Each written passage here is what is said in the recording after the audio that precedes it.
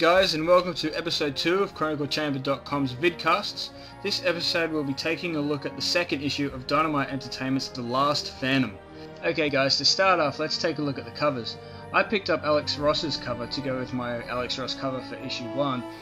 Most of the other variants are kind of nice, but Joe Prado's cover is just shocking.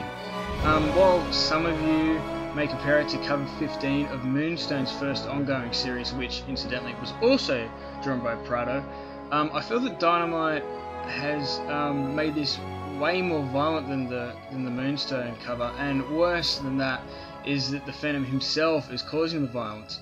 The Moonstone cover works because, well, for me at least, the Phantom is a victim of violence, so you feel fear for him, worried that he's going to get his head bashed in. It also shows how evil his opponents are. In this Dynamite cover, however, the Phantom is depicted as causing all the grotesque violence. I just feel this cover goes way too far and turns the Phantom into, and I hate this comparison, but it works here, turns the Phantom into more of a Punisher character. So just generally looking at the book, I'm still pretty much enthralled with the story. I can't wait to see where it goes. I think the idea of the story is great. My only problem is that this is a Phantom story and things happen that should not happen in a Phantom story, but more of that later. And also, I'm quite enjoying the art still. I think the art's great. The Berridge's costume still does look a little silly, but I think it looked a lot better this issue than it did last.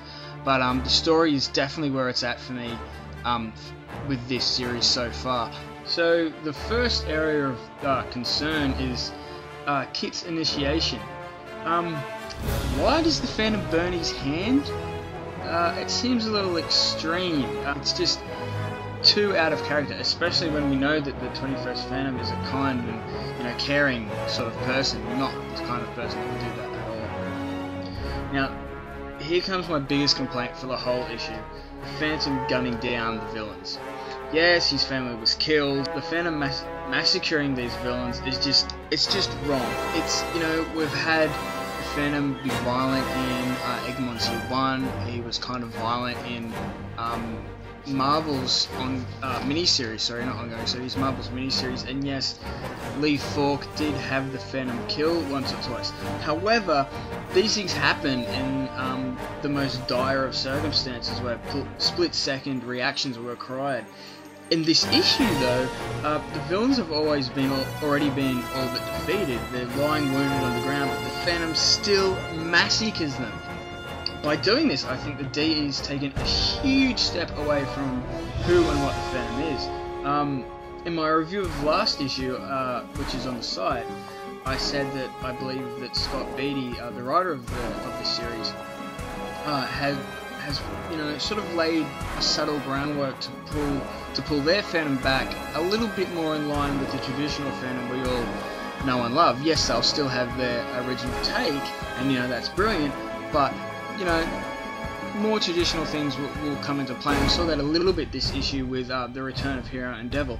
However, having the Phantom massacring these guys, I'm sorry, but I'm just going to have to completely retract that and say that, I think Dynamite has just walked straight past what the Phantom is supposed to be. They've sort of gone, yep, Mr. Falk, we see what you were doing, but not for us, we're going to keep going, make this dude hardcore. Something else that should be mentioned that a few fans online have complained about is the Phantom torturing one of the villains. Now, for me, this wouldn't be such a problem if the Phantom had sort of used the threat of torture rather than the actual torture to extract the information. However, in this issue, again, once he's got the information, the Phantom just leaves him there to die, which is obviously a horrible death, and it's incredibly wrong for the character. I know I've said this a couple of times, but there's no word for it. It's just wrong. I don't know what Scott Beatty was thinking. I don't know how this got through the approvals at King Features, but this is so against what Lee Falk originally meant the Phantom to be. It's no longer even that character. It's just a dude in a loincloth with purple berry juice all over him.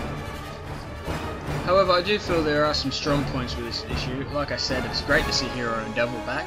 I think the story in general is quite strong, just some of the things that happen shouldn't be in the Phantom story. And also, I have to wonder if General Jabi Kibaho, I think that's how it's pronounced, is perhaps a bit of a nod, a bit of a smile towards Lee Falk's General Bababoo. He looks very similar, and Bababoo was also a self-imposed for-life ruler of Bengala. So, you know, maybe Scott Beatty has done his homework and not ignored everything. Okay, so for final thoughts on this issue, The Last Phantom 2 would be a solid issue if it was not a Phantom comic. However, by having the Phantom act the way he does in this issue, I honestly feel that DE has just moved way past the point of no return. I'd not be surprised either if many fans drop the title in disgust, shock, or even horror, or, you know, a mix of all three at some of the acts that DE has the Phantom doing in this issue. Myself, I'll finish the rest of the first arc, which I think is 6 issues, and go from there. But due to, you know, this unforgivable mistake of having the Phantom massacre these villains, I can only give this issue a 2 out of 5. Right, guys, well, that's our review of The Last Phantom 2. I hope you enjoyed it. Please check out the website at chroniclechamber.com and follow the links to the forums to post your own opinions on the issue and join in the rest of the Phantom Rally discussion there. Cheers, guys.